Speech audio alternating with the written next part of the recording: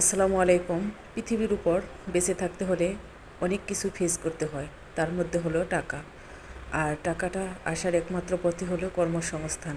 যার কর্মসংস্থান নেই, একদম বেকারত্ব জীবনযাপন, তার কোনো বেঁচে থাকার মূল্যই নেই, একদম মূল্যহীন, বেঁচে থাকতেও যেন মরার মতন।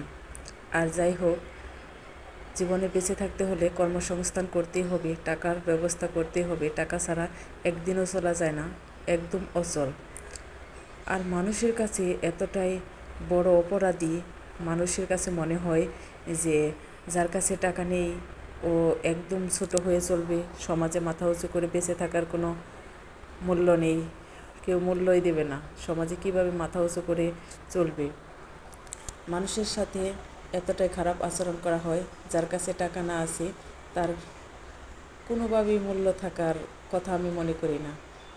যাই হোক, এটা আমার নিজের কথা বলতেছি, আমি নিজেই ফেস করতেছি এইসব সমালোচনা, কথাবার্তা, সব কিছুই কিন্তু আমার সাথে হয়েছে। আর আমিও চাই আমি সমাজের বুকে মাথা উঁচু করেই চলবো, আমি কারো কাছে মাথা নত করে চলবো না। কারণ সবাই যদি ইনকাম করতে পারে, আমি কেন পারবো না? আমিও চাই আমার মতো করে বেঁচে থাকতে, সম্মানের সাথে। মানুষকে কেন আমরা ছোটো চোখে দেখি জানি না। আসলে পরের কথা চিন্তা করে চললে তো আর আমাকে হবে না। আমি আমার মতো চলবো, আমি কিভাবে সংসার করব। আমার স্বামীর ইনকাম নেই, এক সময় ছিল, আর সামনে যে ইনকাম হবে না এমন কোনো কথা কিন্তু আসলে নেই।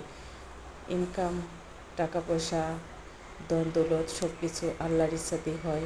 আজ আছে তো কাল নেই। ধনীকে গরিব, গরিবকে ধনী করা তার কাছে কিন্তু একটা বিষয় না। চাইলেই যে কোনো মুহূর্তে সে যা ইচ্ছা তাই কিন্তু করতে পারে, তার ইচ্ছাতেই। আল্লাহ চাইলে আজকে আমাকে যে আবার আগের স্থানে ফিরিয়ে নেবে না, আমার স্বামীকে ইনকামের পথ বের করে দেবে না, এমনটা কিন্তু না। সব আল্লাহর ইচ্ছাতেই হয়। আর আপনারা আমার পাশে থাকবেন, আমার ভিডিও দেখবেন। আমি চাই আমি এখান থেকে কিছু করতে, আমি এখান থেকে একটা জায়গা করে নিতে চাই, যেন আমি আমার মতো করে চলতে পারি। আমার কারো কাছে যেন হাত পাততে না হয়, ছোট হতে না হয়। এই সমাজে বেঁচে থাকতে হলে কিন্তু টাকার প্রয়োজন আছে। আর এই সমাজে টাকাই কিন্তু মানুষকে চেনায় যে একজন মানুষ কেমন। আপনি আজকে টাকার জন্য কারো কাছে হাত পাতবেন, কেউ কিন্তু দেবে না। আপনার কাছে যদি টাকা থাকে তাহলে কিন্তু আপনাকে সবাই দেবে। তেলালা মাথায় তেল সবাই দিতে জানে, এইরকম অবস্থা সব জায়গায়, শুধু আমার জন্য না। বাংলাদেশে যে কোনো জায়গায় যাবেন, বাংলাদেশ নয় সারা পৃথিবী বলবো আমি, পৃথিবীর বুকে যার মাথায় তেল আছে তার মাথায় তেল দিতে সবাই জানে। আর যার কাছে তেল নেই তার কাছে কেউ যাবে না যে এইটুকু তেল তুমি নাও, জানি যে অতটুকুতে তার হবে না, তাকে দিলেও সে আবার কই থেকে দেবে, এরকম চিন্তা ভাবনা। এই জন্যে চাই নিজের মতো করে চলতে, নিজের মতো করে বাঁচতে।